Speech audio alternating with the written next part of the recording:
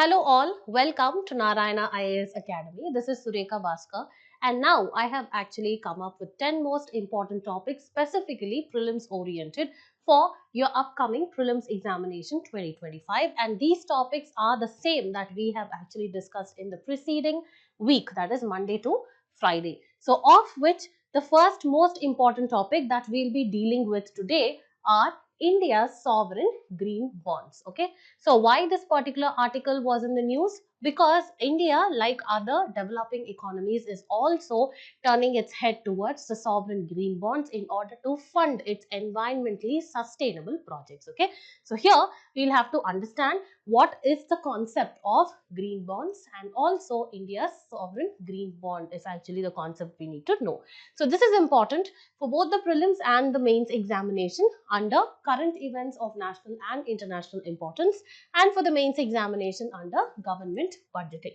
So why are we discussing this topic? Because we already have a PYQ that has actually been asked in the 2019 prelims examination with respect to that of the sovereign gold bond scheme and the gold monetization scheme. So these kind of schemes and also different kind of debt instruments that are actually raised by the government, the banks, etc., in order to finance different projects in different sectors like environment, manufacturing, services, etc., become extremely important for your examination. Now let us actually move forward in understanding what this particular article is all about. Okay, so as I told you, like many other emerging economies, India is also turning towards the sovereign gold bonds in order to finance its transition because of the increasing menace of climate change. What is happening? Developing economies like India, that's specifically India, we are transitioning towards a carbon neutrality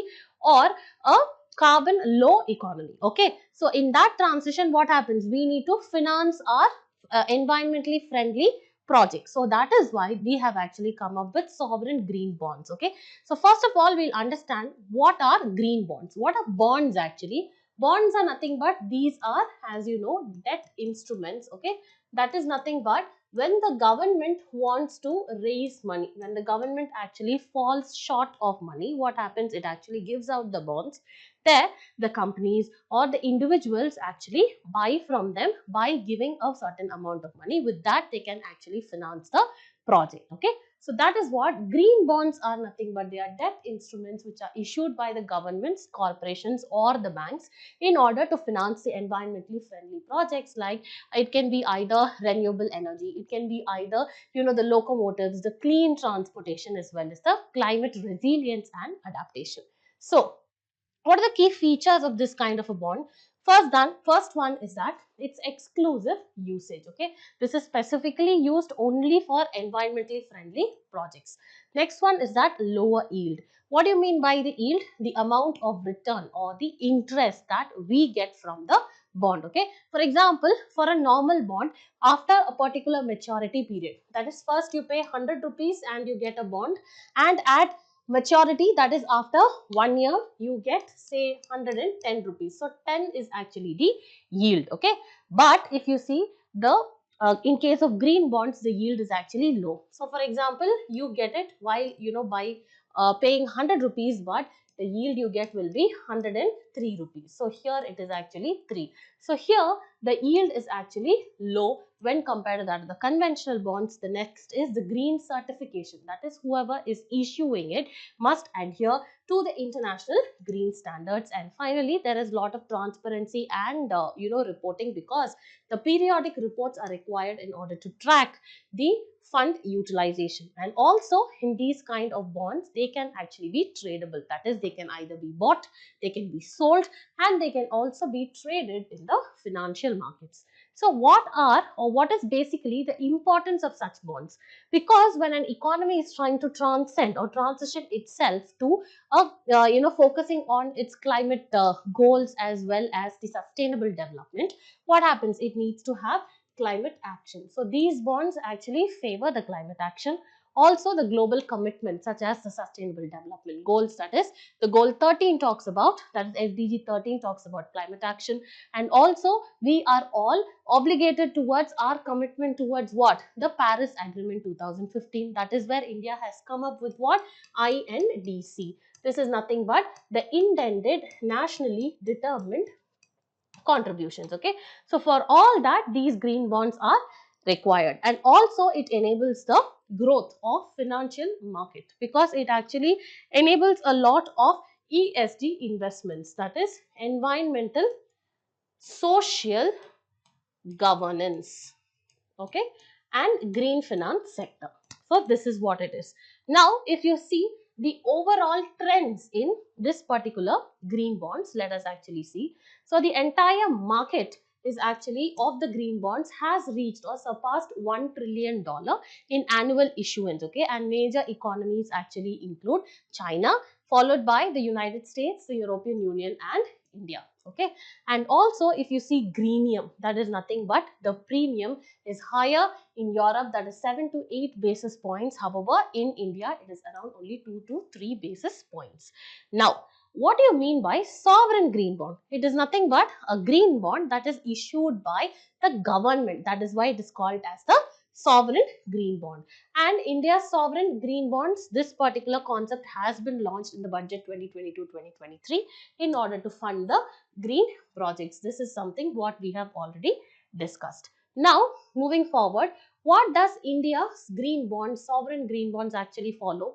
It follows the International Capital Market Association standards. This is very, very important in order to fund the low carbon projects. Next one, the fund, it actually funds major initiatives, whether it is electric locomotives, the metros and the renewable energy. I already told you, right? And also who manages this? It is actually by the Ministry of Finance, and also who audits this? It is the Controller and the Auditor General. And also this is eligible for trading and it is under statutory liquidity ratio norms.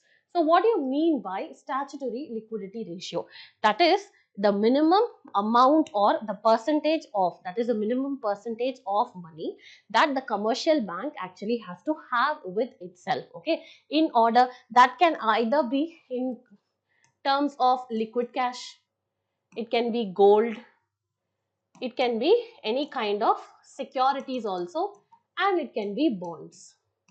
So this is where the green bonds, that is sovereign green bonds, also come into picture. And if you see the funding allocation, around 12,600 crores for electric locomotives, and followed by that there is actually 124 crore allocation towards afforestation that comes under National Green India Mission. At the same time, when we see all this, we need to know what are the challenges that face this particular green bond.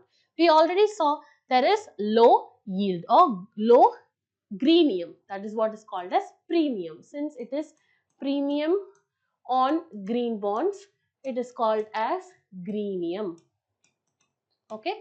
So here it is actually very, that is what weak investor demand, because the yield is actually very low and investors will invest only if there are higher yield expectations. Next one, there are liquidity issues and there are hesitation by the foreign investors. There is delayed fund allocation, and then this actually, that is fund allocation reports, when they are delayed, there is no transparency, right? So again, it will actually impact the investor confidence. And finally, the dependence on the general revenue, that is the green projects actually face the budget cuts due to poor bond sales, okay. So this is actually your topic on green bonds. Now let us actually move towards our second most important topic, that is Indian Ocean Conference, okay. So since it's a revision topic, I would like to quickly brush through the concepts and not dwell in detail in every every other sentence over here. So the Indian Ocean region, so this particular Indian Ocean region and also other regions like Pacific Ocean region, all these are not geographical concepts, okay. These are geopolitical concepts. Depending upon the strategic importance of that particular place, that importance of the region has actually emerged. So similar is the Indian Ocean region, okay. So here we will actually see there has been an earlier question on the Indian Ocean Naval Symposium in UPSC 2017. So these kind of symposiums, these kind of meetings actually become extremely important for your examination. Now let us move forward and see why this article is in news. So India, in partnership with the countries like Oman as well as Singapore, is actually hosting the 8th IOC conference. Okay, so this is what it is. This initially actually started in 2016 and that meeting was held in Singapore, and the previous meeting actually was held in 2024 at Perth. All this you need to know. So what is an what is the Indian Ocean Conference is that it is an annual international event, so where they actually talk about the geopolitical, the economical as well as the strategic significance of this particular region, that is the Indian Ocean region. It gathers the policymakers, the business leaders as well as the scholars from different regions in order to discuss about these dimensions and the what to say, strategic importance of this particular place. Okay, so as I told you, the inaugural conference was actually held where? It was held in Singapore in the year 2016, and the previous one, that is the 7th, currently it is the 8th, right? So the previous one was the 7th, so that was actually held at 1 minute, the pen is not working. Yeah, so if you can see here, it is in 2016 and the 7th was actually held in Perth, Australia in 2024. So this is actually, event is organized by India Foundation in collaboration with the other organizers, okay, or organizations. Now let's quickly see what is the significance of this Indian Ocean region. So Indian Ocean region has a lot of significance, okay. Even if you see in its oceanic scale, it is actually the third most important after the Pacific as well as the Atlantic. So followed by the Indian Ocean region, we have the northern as well as the southern oceans. Then if you see in terms of population, it actually hosts around 2.7 billion population. In terms of natural resources, it has polymetallic nodules, etc. In terms of maritime choke points, it actually houses, different the trade points like the Strait of Hormuz as well as the Strait of Malacca. And also with respect to that of the trade, this actually handles around 60% of the global maritime trade. Okay, and also if you see, 80% of the maritime oil trade actually happens over here.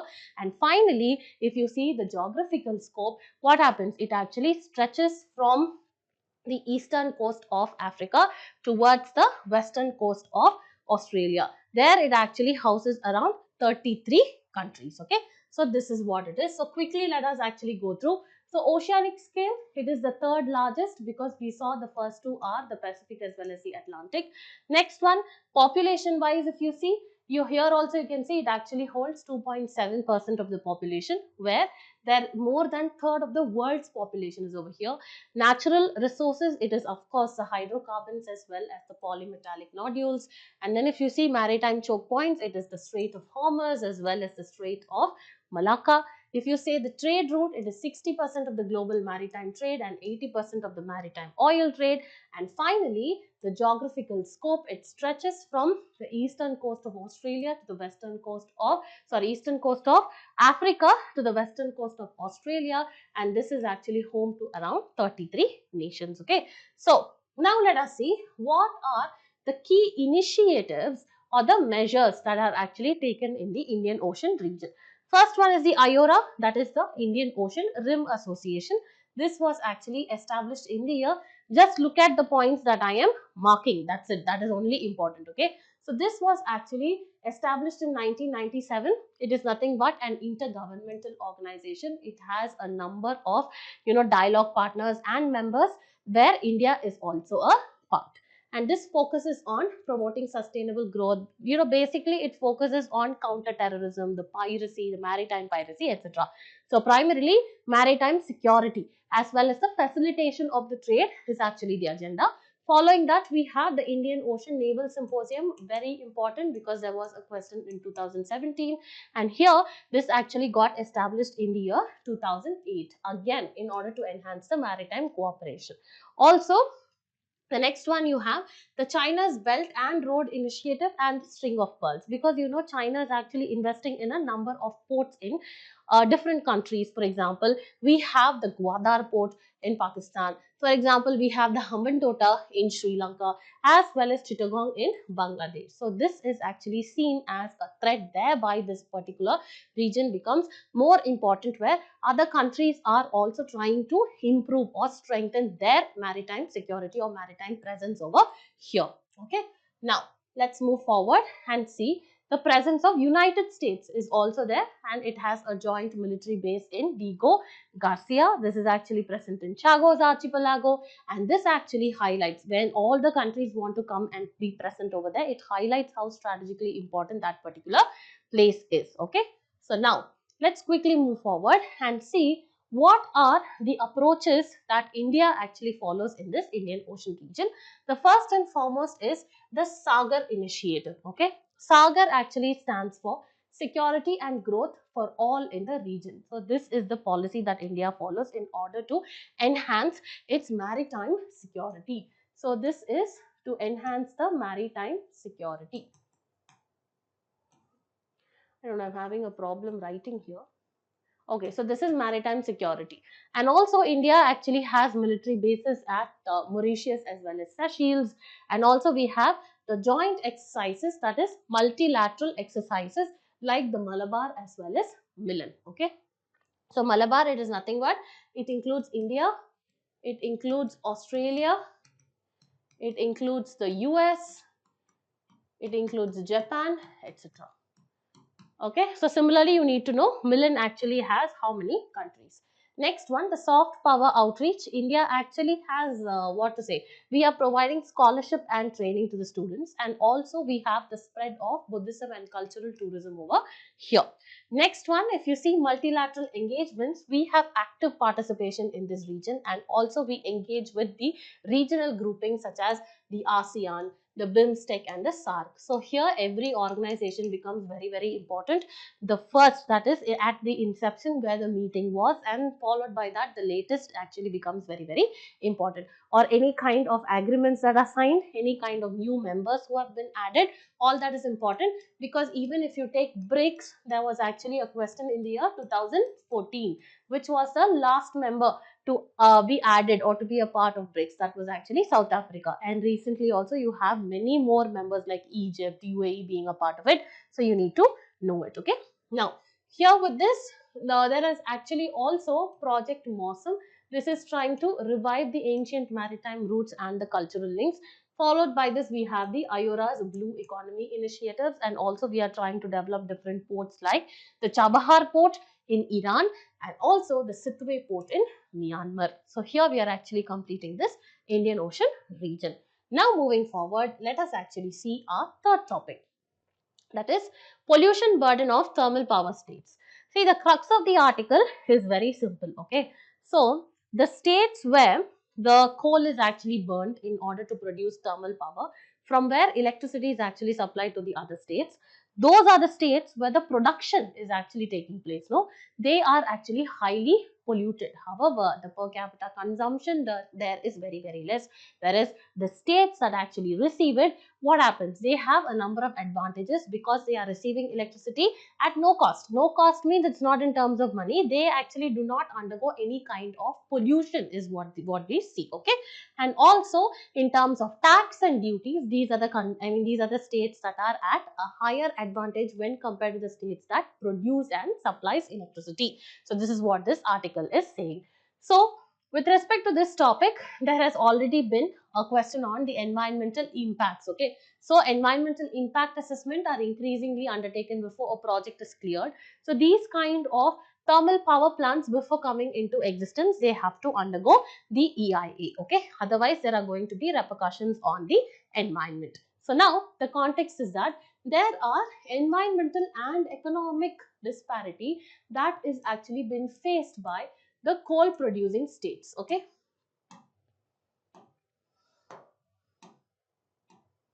yeah.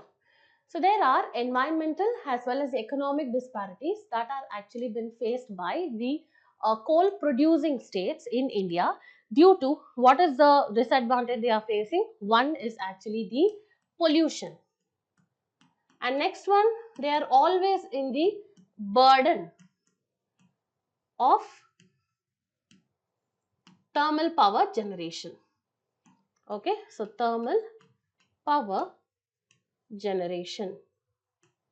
So now let's see what it is. So let's see the statistics of the electricity generation in India. The total installed capacity in India is around 4,56,757 megawatt, okay, of total installed electricity capacity, and of which the thermal power generation is around 2,37,000, okay. So this is the thermal power generation capacity, and the electricity generation at source, that is the 2023 data. The coal is actually around 73.08%, and oil and natural gas is actually only 1.4%, and renewables is approximately 30%. If you see what is the commitment that India actually has after the Paris conference of 2015, that is after which the countries actually came up with the INDCs, that is the intended nationally determined contributions. That is, all the countries which are parties to this Paris agreement, what happened? They actually have to come up with the short-term agreements as well as the long-term agreements, and that is what about how they are going to phase out the greenhouse gases in order to combat this climate change and global warming. Okay. So, India also came up with its INDC, where it aims to reduce the carbon emission intensity by 45% in 2023. One second, just let me. Yeah. So India is trying to reduce its carbon emission intensity by 45% by 2030 when compared to the 2005 levels, and also India wants 50% of its electricity to come from the non-fossil fuel sources by 2030. Next one. The coal-fired power plants actually make it very difficult to meet these goals, as the coal contributes heavily to the carbon emissions, of course. Now, if you see the disparity in production and consumption between different states, first you will see the biggest importers of electricity are the states like Haryana, Gujarat as well as Maharashtra. However, if you see the generators, okay, so who generates more? These are the states of Chhattisgarh, Odisha and Jharkhand, which generate a lot of thermal power but have low per capita consumption also when compared to the other wealthier states. So, these states are actually subjected to what? More pollution also, and also there are no current rules to compensate. There are no proper legal framework to compensate these states which actually produce more thermal energy. What is the issue with the current system? Number one is net exporting states. The states which are actually exporting it, they carry the environmental as well as the pollution burden. Whereas these states which are receiving it enjoy cleaner energy imports. That is number one. Next one, electricity is a subject that is actually regulated by both the center as well as the state government, but the states cannot tax the power generation. Very, very important. So, producing states, they don't earn the tax revenue also from the electricity they generate, while the consumer states, whoever consumes it, they actually benefit from the electricity duties that is actually given to them. So what can be the possible solution? One is there can actually be fund transfers to the states for environmental concerns, okay. And next one is coal producing states must actually be fairly compensated for the pollution burden that they are having. So this is the next article. So now let's move on to the fourth article. This is very, very easy. Here, very important, rarest of the rare doctrine. So recently there have been a number of cases where the Supreme Court has actually given its judgments, where this particular rarest of rare doctrine has actually been in the news of late. Okay, so this actually talks about which extreme situation where the Supreme Court can actually award the death penalty to a person. So this is what we are going to see. So death penalty as such is very, very important, whether it can be pardoned by the president or not, under what circumstances, whether that power actually is possessed by the governor or not, and what is the differences in the authority they actually hold in terms of pardoning power of the governor and the president becomes very, very important. So that is why we are going to discuss over here.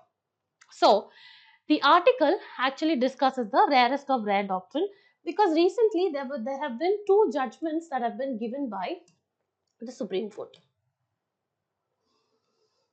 Okay, so there are two judgments that have been given by the Supreme Court. One is in that RG Kar medical case, okay, where a medical doctor, that is a woman doctor, was actually raped and killed. Okay, so the Supreme Court has actually said that while awarding its sentence, it actually gave only life imprisonment to the accused. It did not actually give the death penalty, stating that it does not follow or fall under rarest of the rare. However, in the recent case, what is the recent case? It is Sharon. Okay, that is where a woman had actually poisoned her, boyfriend, right? So in this case, what happened? The Supreme Court had actually given death penalty. So here we need to read about this particular rarest of the rare doctrine, which becomes very, very important. So it is nothing but it is a legal principle which is used by the judiciary in order to determine when the death penalty should be awarded. And here it decides that it states that this particular death penalty is nothing but the capital punishment. It states that the death penalty can be given only in exceptional cases where the what to say, the crime is extremely brutal, or whether it has actually had a severe societal impact, or it has caused any kind of depravity. Okay, this is what it is actually said, and that it has to be used only as a last resort when any kind of alternative punishment such as the life imprisonment etc are deemed insufficient for that particular case.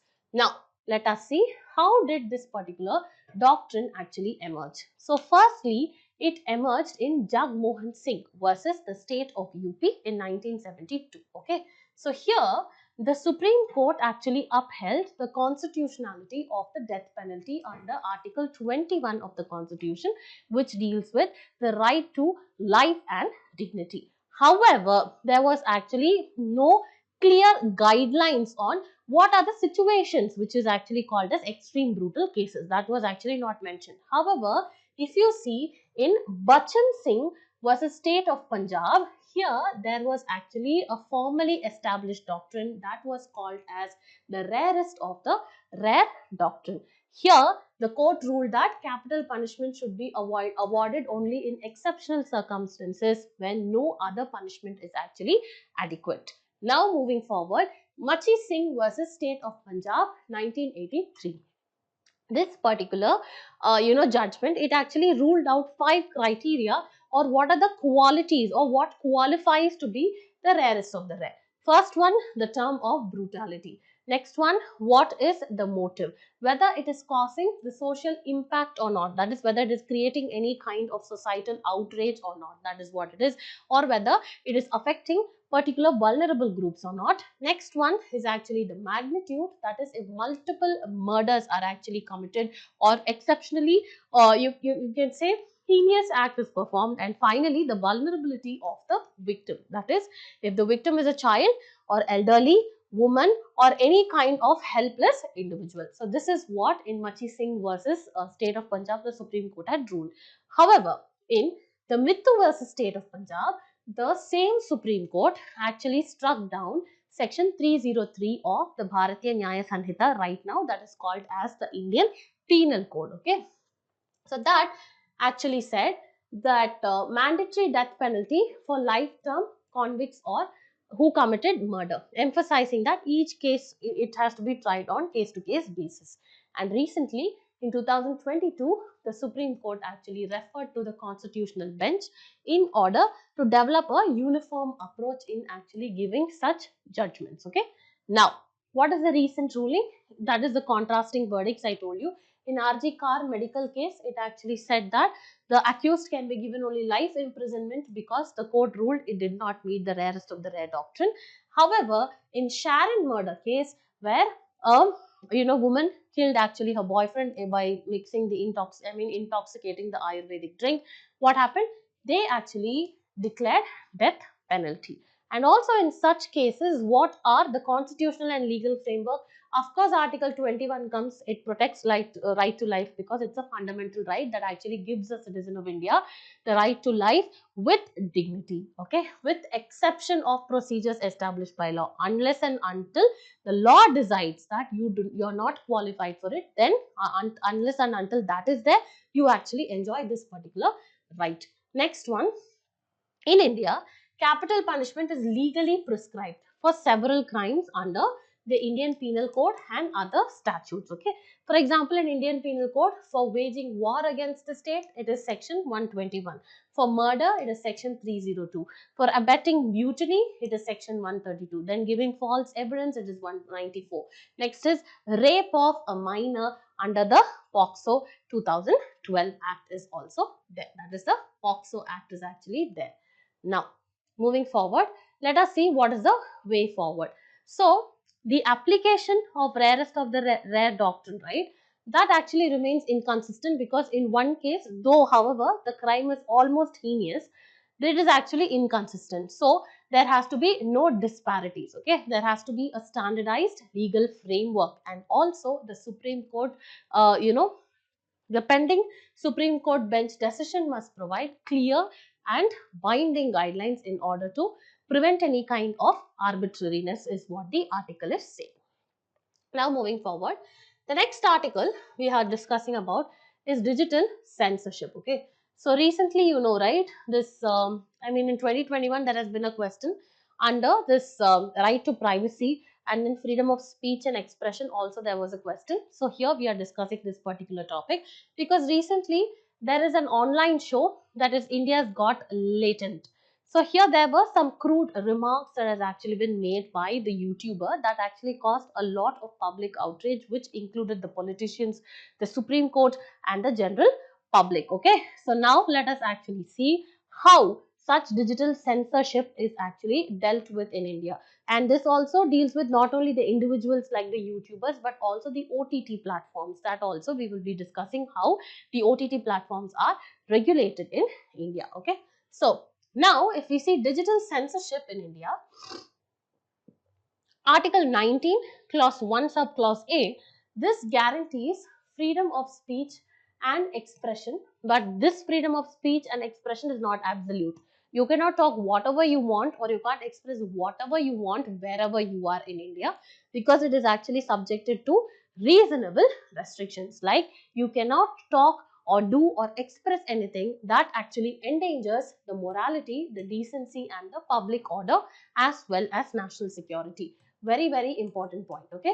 And now these restrictions actually allow censorship. So this means that there is censorship on what you talk and what you express.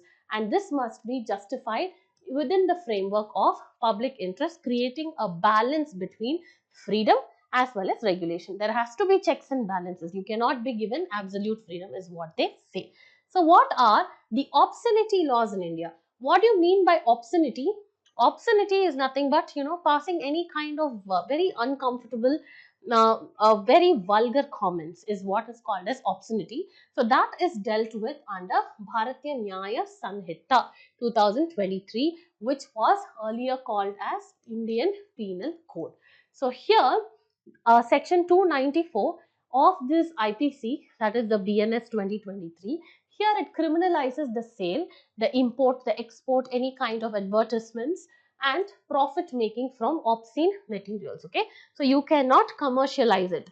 The next one is it covers books, whether it is kind of paintings and figures, electronic content and other materials. So here you cannot do some commercial activities. Next one, section 296, it actually deals with public obscenity and it penalizes. So this is particularly the case where the YouTuber was booked.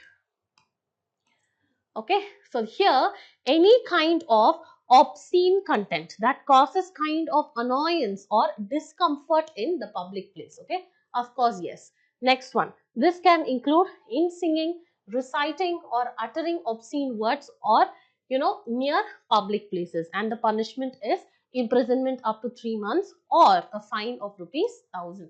But the Supreme Court actually clarifies that coarse language or risk humor, that is any kind of dark humor, automatically does not constitute.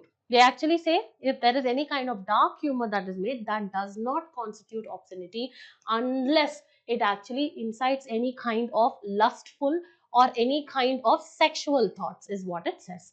Now, in Apurva Arora versus Government of NCT of Delhi, National Capital Territory of Delhi 2024, it reinforces this particular distinction, stating that distasteful language does not necessarily breach legal standards of obscenity, is what this particular article says. So here it is the BNS that is talking. Now let us see what section 69A of the IT Act actually says.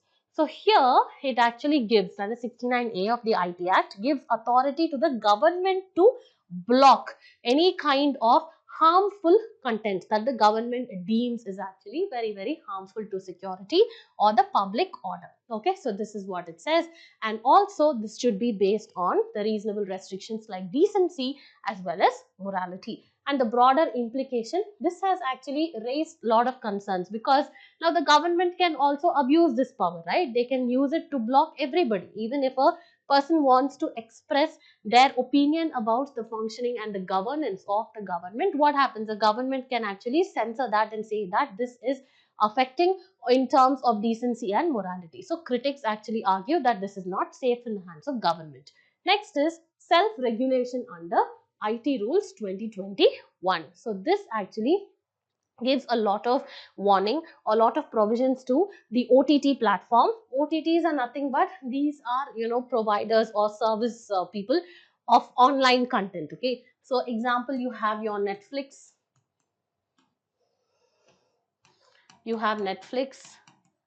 then you have your Amazon Prime, and then you have Sony Live.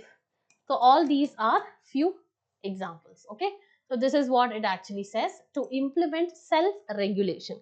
Again, self-regulation, it is under their own discretion, right? The platforms can decide whether this particular scene or this particular movie actually has obscene content or not. So that again, self-censorship, actually avoid the government intervention by controlling the content deemed controversial. Okay, so this is what the article is saying. Now let's see what have been certain judicial oversights. Okay, so there have been courts expression and everything, or emphasize. This actually talks about proportionality. There has to be proportion in what you actually censor, so that there is free expression also, and at the same time there is proper checks and balances also. Now let us see certain case studies. Okay, recently anything has happened or not.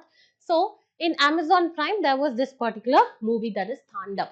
So this actually also faced backlash because some of its scenes were actually very obscene. So here what happened is that this pushed the IT rules 2021 for tighter digital content regulation.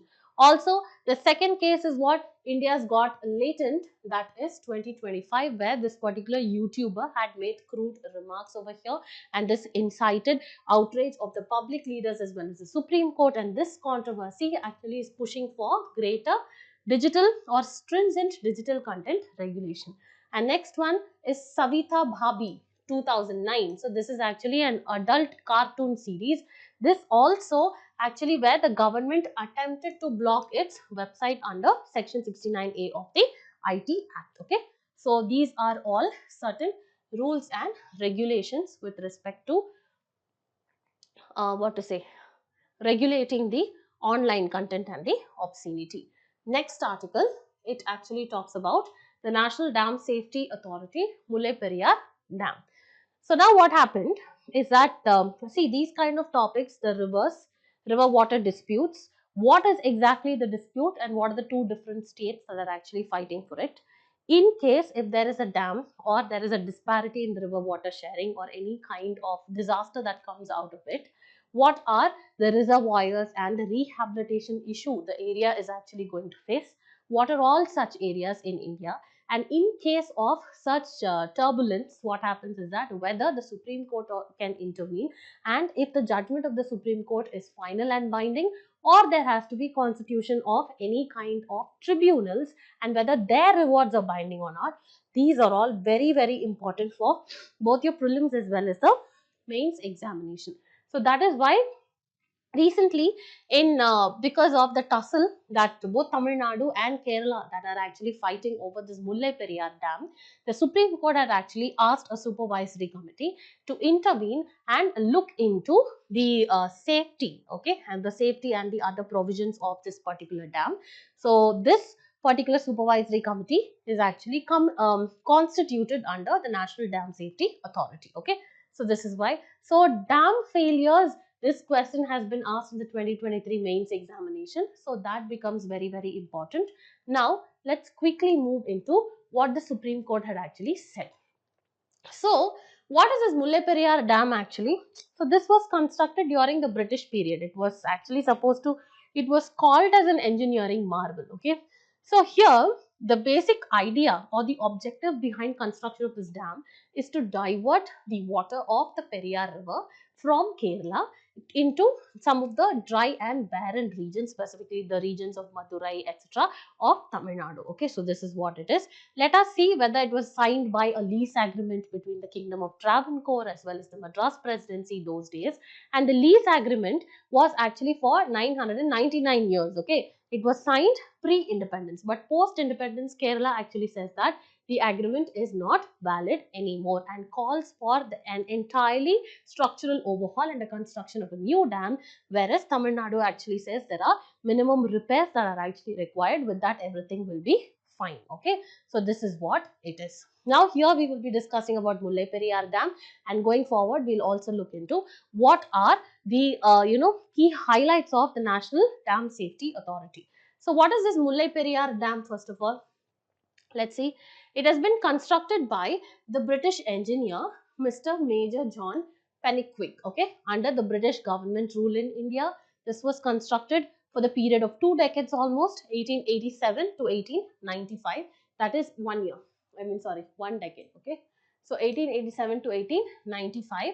And then the engineering technique over here is that it is a gravity dam that is built using lime and surki mortar, that is actually a mix of lime as well as powdered bricks that is common in the 19th century construction. Purpose was to divert water from Periyar River in Kerala to the dry regions for irrigation and drinking water to the regions of Tamil Nadu. The significance of this is it was considered to be an engineering marvel, okay, and it is crucial for the agricultural development in the regions of Madurai as well as the surrounding areas. It is operated and maintained by Tamil Nadu despite it is located in Kerala. So let's see what are the origin of the disputes. So there was the colonial lease agreement, okay. So it was signed between the Travancore Kingdom as well as the Madras Presidency, and this actually agreed, okay, 999 years of lease. So this actually agreed the Tamil Nadu to operate and manage this particular dam with nominal compensation given to Kerala. But post-independence, Kerala did not accept it. Okay. So now let's move forward. So what are the core issues? I told you Kerala actually asks for the entire structural overhaul, but Tamil Nadu says no. There are only minor changes that are required. And also in 2006, actually, the Supreme Court actually intervened and it allowed the Tamil Nadu to raise the water level from 136 to 142 feet after the repairs. And in 2014, the Supreme Court still actually stood by its decision. And in 2021, Kerala pushed to decommission the dam, whereas Tamil Nadu opposed and sought only minor repairs. Next one, a supervisory committee in 2021 was formed under the NDSA, that is the National Dam Safety Authority, in order to monitor the safety. And right now Supreme Court has actually asked this committee to meet the stakeholders within a week and resolve the issues. So this is why it is actually this is actually the chronology of the entire issue. Now moving forward, let us see about the National Dam Safety Authority. It is a regulatory body and it is actually established under the Dam Safety Act of 2021 in order to oversee the dam safety in India. Okay. Next one, the policy formulation. Obviously, it actually develops guidelines and frameworks on how to operate the dam, and there is coordination with the state and the central agencies for the uniform safety protocols, and also it enables the overseeing of the dam and investigations in case of any kind of dam failures. Then there is also emergency preparedness in order to handle the dam related emergency. And then we have the dispute resolution, that is resolves the safety related disputes between the state agencies, and finally it ensures that there is adherence to this particular framework. Okay, so this is what is this article about. Now let us move forward and understand the CDRI report on resilient telecom infrastructure. So why this particular article is in news? Here you have the Coalition for Disaster Resilient Infrastructure. The body has actually released a particular report stating or discussing about what is the status of the telecom sector in India and what are the different vulnerabilities it actually faces with respect to any kind of disasters like cyclones, flooding, earthquakes, landslides, etc. Okay, so this is very important because it forms a part of disaster management, and there was already a question in 2011, that is the 2004 tsunami. Okay, so how did people actually realize the importance of mangroves post this tsunami was actually the question. Okay, so any kind of a topic that is important from the syllabus point of view, that is disasters is actually mentioned. So with respect to that, with respect to disasters, how your infrastructure should be, they have to be disaster resilient, right? So disaster resilient infrastructure automatically becomes an important part of your preparation and your syllabus. Okay, now moving forward, I told you CDRI has actually come out with a report. So before moving to the the key highlights of the report, we'll understand what is the CDRI all about. Okay, so it was actually launched in the UN Climate Action Summit in New York. Okay, it was summit, it was launched in 2019 at the UN Climate Summit New York, and this is actually led by India, and it is the second major global initiative that is led by India, and the first major was International Solar Alliance. Okay, between India and France. I don't know why am I not able to write on this board. Yeah, that is between India and France. Okay. So here after International Solar Alliance, this is the second one. This actually promotes the resilience of infrastructure to climate and disaster risks, okay, for sustainable development. And membership, around 40 countries are there, and 7 organizations. This also includes various agencies of the United Nations and the multilateral development banks in the private sector. Key members include the ADB, the World Bank, that is the Asian Development Bank, the World Bank, the European Union, and other private sector alliances. The secretariat is located in New Delhi, very important, not in Geneva, Switzerland or Hague. Okay. Next, the key report is that it actually releases the Global Infrastructure Resilience Report. So with this, we are done with what is CDRI. So what are the observations of this particular CDRI? Yeah, before going there, I will tell you the significance. It actually provides a proper mechanism for how to finance and how to coordinate on disaster resilience. Next one, for any kind, it focuses on the technical support, the capacity building, the disaster response, etc. Yeah, it focuses on disaster response and recovery. Next one, the key initiatives is of course the international infrastructure for resilient infrastructure states. Next one is the DRI Connect platform, that is the disaster resilient infrastructure platform. Next one, we have the ICDRI, which stands for the International Conference on Disaster Resilient Infrastructure. And finally, the Infrastructure Resilient Accelerator Fund on funding, okay, that is supporting the global action on disaster resilience and infrastructure. So what are the key highlights? Let us actually see. Key highlights is this report actually says, yes, the telecom sector actually faces a number of vulnerabilities, okay, to disasters, specifically if you see cyclones, the floods, as well as the earthquakes. So this is what its take is on. Okay, next one, there is lot of power dependency. A major finding is that the power failure is a primary reason. It says that the power dependency is a major reason for the failure. And next one is the undersea cable risk. Okay, That is the coastal regions which are actually dependent on the power based on that comes from the undersea cables. These face any kind, increased risk when it actually comes to what to say, the global connectivity, specifically due to during the disasters, like whether it is the cyclone or whether it is the floods, etc. So this is what it says. And finally, it gives few recommendations, nothing but in order to enhance your technical planning and design, then you actually make use of risk informed governance. It has to be data driven. Next one, you need to develop risk sharing instruments, and then a robust multi hazard information actually has to be there. Enhancing technical planning and design actually has to be there. So all these are important. Then cross sectoral framework, that is different stakeholders, not only from one particular department but from across different sectors actually have to collaborate. And also we need to strengthen the financial arrangements. Okay, this is what it is telling. Next one is a very easy article, that is Alzheimer. So recently there was actually a study that was conducted.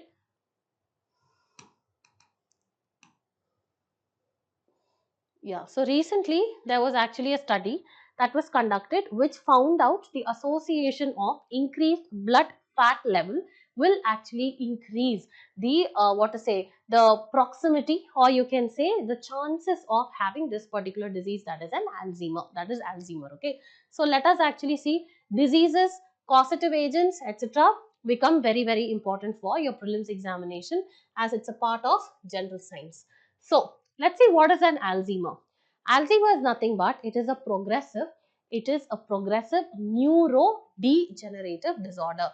Very important. Okay, it is a progressive neurodegenerative. Okay, what do you mean by neurodegenerative? Neurons is nothing but anything responsible for your cognitive functioning, anything with respect to that of your brain functioning, okay, which actually enables, or which is actually very important for sending the signals. That is, when your central nervous system is affected, all your other abilities will also be affected. So that actually degenerates, and gradually it actually erodes or impairs the functioning of the brain, and that will lead to the loss of memory, and there will be cognitive decline, there will be behavioral changes, difficulty in communication, poor decision making, there will also be disorientation, okay, with time or place, and also alterations in mood and personality.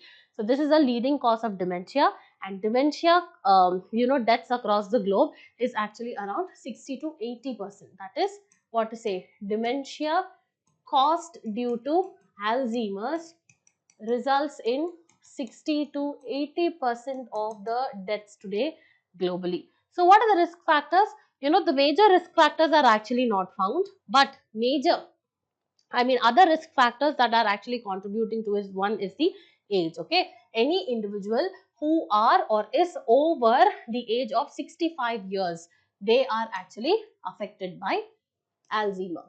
Next one, genetics. There are specific mutations that actually happen in your genes, that is your APP, the PSENI, the PSEN2, etc. Okay, and also there is amyloid protein accumulation. If you see, these are the nerve cells. Okay, so these are the plaques, that is the amyloid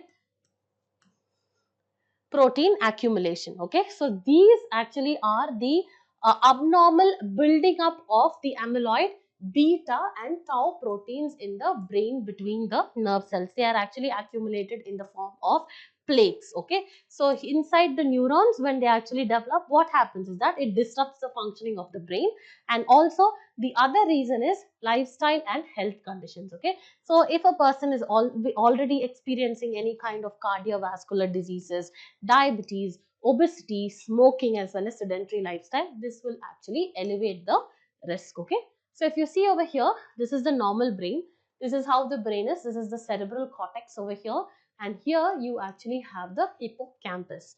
But in a person who actually has this kind of, what to say, Alzheimer, there will be shrinking of the hippocampus, because there are this tau neurofibrillary tangles, and also we have the particular amyloid beta proteins which are actually accumulated here, and that totally shrinks. So what is the diagnosis? It can be done through a number of tests and assessments. It can be done, okay, cognitive as well as the neurological assessments, in order to see how your memory is, your thinking is, and your problem solving capacity is. And other methods actually include the brain imaging techniques like the MRI, no, it is the magnetic resonance imaging. And similarly you have the PET also. This is the positron emitting tomography. Okay, so these are few of the methods where you can actually find out if the person is having Alzheimer's or not. And also we have the biomarker test. The treatment, you do not have a complete cure for it, but however, medications as well as supportive therapies, they can actually help manage the symptoms and slow progression to some extent. And also if you see prevalence, this actually affects, that is Alzheimer's affects a significant percentage of the global population. And for now, if you see, the estimate is around 55 million. And in a country like India, where we are actually in a declining trend of the demographic dividend, and where we are increasing on the aging population, we can also reach a significant number of up to 7.6 million by 2030. Okay, so this is what the article actually says. Now let's quickly move on to the next article, that is pollution in the Ganga River. Okay, so recently we actually had this Mahakumbh Mela, right, of 2025. So this has actually caused, or it has surged the menace of river pollution in India. So any kind of whether it is a river or whether it is an environment normal, where you actually share the ecosystem or biodiversity with the nature, the major problem is this fecal matter that open defecation actually results in. Okay, so people actually pollute it by means of fecal matter as well as urination and taking bath, releasing lot of toxins. Okay, so this is actually going to increase the biological oxygen demand. Okay, that is nothing but the amount of oxygen that is required. So we will actually see all that. So here this particular article is actually talking about the pollution in the Ganga River. So moving forward, we saw, right, the Mahakumbh Mela at Prayagraj was actually there. So it saw major influx of tourists and devotees from all over the country and the world. And there the CPCB, that is the Central Pollution Control Board, has actually come out with the report where they had actually found out the fecal coliform. So what is this? It is nothing but it's a group of bacteria that is actually found in the intestines of the warm-blooded animals, and when that is actually released as feces into the environment, that actually causes pollution to the river. And also it causes what? It actually results in other pathogens like the Escherichia coli, etc. Okay, so here this can actually cause a number of health risks, like it can result in cholera, typhoid as well as dysentery. And what is the permissible limit of this fecal coliform is that it is less than 2500 units per 100 ml. And what are the concerns here? This actually often exceeds the safe limits in Indian rivers, and specifically when the river is polluted. Okay, so like the Kumbh Mela and other diseases, when other kind of events actually happen, the amount of pollution or the quantum of it actually surges. The next one is the biological oxygen demand. I actually told you, right? So this is nothing but it is the amount of oxygen that is required by the microorganisms to break down the organic material in the water for 5 days or over 5 days at around 20 degrees Celsius. So, for example, when the water actually has, like, let's say 20% of oxygen, but the microorganisms is actually increased, the organic material has actually increased due to pollution. So the amount of oxygen, the demand for the biochemical oxygen is actually more. Then what happened? There is more consumption of oxygen, so there is actually hypoxia, that is lack of oxygen content in the water. So that actually affects all the ecosystem and the all the animals and the aquatic species which are dependent on the oxygen. So this is what it actually says. So higher BOD levels deplete the oxygen available in the water, creating a hypoxic condition, that is low oxygen, which can harm the aquatic life by suffocating the fish species as well as other organisms. What is the safe level in the what to say? If you see clean water, BOD should be less than 3 milligram per liter, whereas if you see treated wastewater, less than 30 mg per liter. So elevated levels of BOD is a sign of poor water quality. Okay, and it is often linked to sewage contamination or any other kind of organic waste. Next one is dissolved oxygen. Dissolved oxygen is nothing but what is the amount of oxygen that is present in the aquatic ecosystem for the animals to breathe. That is what is the dissolved oxygen. So this should always be more. It is actually an indicator of what is the quality of water. So higher level of dissolved oxygen is what is required for the healthy aquatic ecosystem, whereas lower actually causes what? It is a result of high biological oxygen demand, and it can of course lead to the suffocation and the hypoxia situation. The safer level should be greater than 5 milligram per liter. The concern is that levels below 3 mg per liter indicate hypoxic condition. So for this only, we had actually come up with the Namami Ganga program, which was actually launched by the government of India in 2014 in order to clean and rejuvenate the river Ganga by addressing the pollution as well as restoring it. Okay, the implementing agency is nothing but the National Commission for Clean Ganga. So all this is not important. It is the executing body under the program. All these are something that you need to know. Okay, so what are the major achievements? It has actually established over 160 STPs, and then there have been riverfront development also. There is public participation in this particular program, and also as a part of this program there are afforestation efforts that is actually made along the river banks in order to improve the biodiversity as well as to solve the problem of soil pollution. Okay, next one, the last article that we'll be discussing will be regulating OTT platforms. Similarly,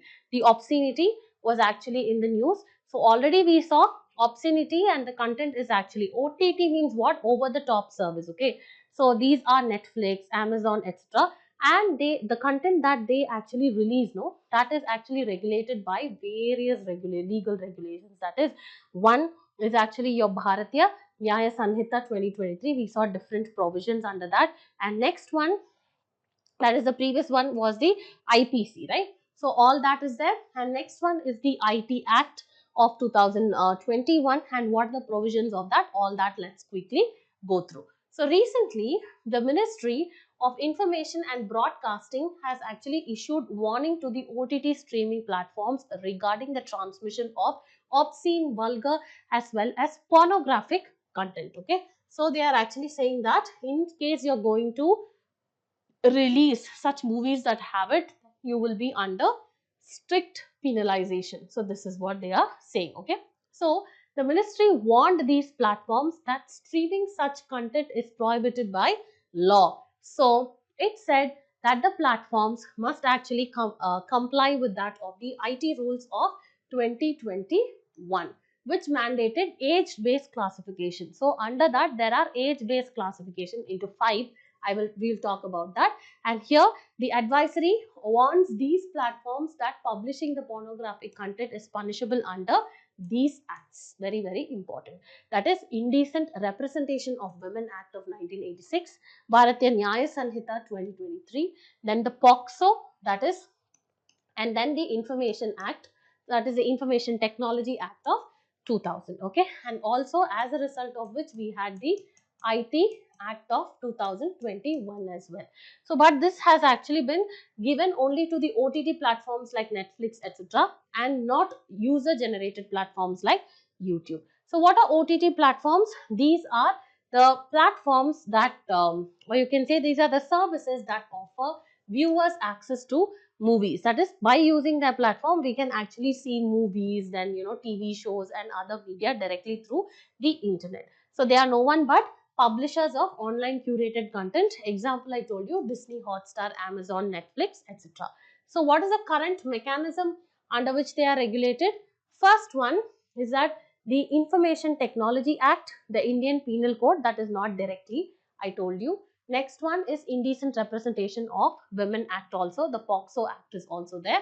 And here key provisions of the IT rules of 2021.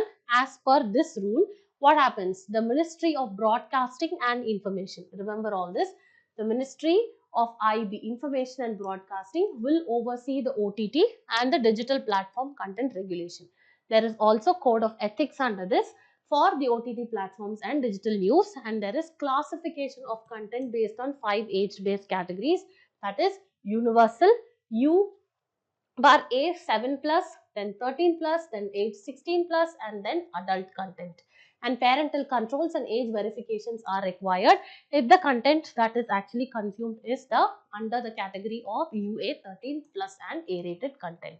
So here there is actually the co-regulation model also, industry level self-regulation, I told you that is again a problem, and there is ministry level final oversight mechanism, and there is 3-tier grievance redressal mechanism. One is the grievance redressal officer is appointed by publishers to handle the complaints. Next is a self-regulatory body that can include multiple publishers, that is actually led by a retired Supreme Court or higher, the High Court or an eminent person with a maximum of 6 members. And finally, you have the oversight mechanism, which is actually done by the Information and Broadcasting Ministry. Okay. Then moving forward, there can be a future regulation as well, where the center plans to get an additional OTT content regulation under the Digital India Bill. Okay. So with this, we've actually completed the discussion of the 10 most important topics that we had taken up in the previous week. So revision of these topics and thorough revision and constant and repeated learning of these topics become very important in order to solve the questions in your mock test as well as the prelims examination. So we will meet you very soon in one of the other live sessions of the daily news analysis. Until then, take care and bye.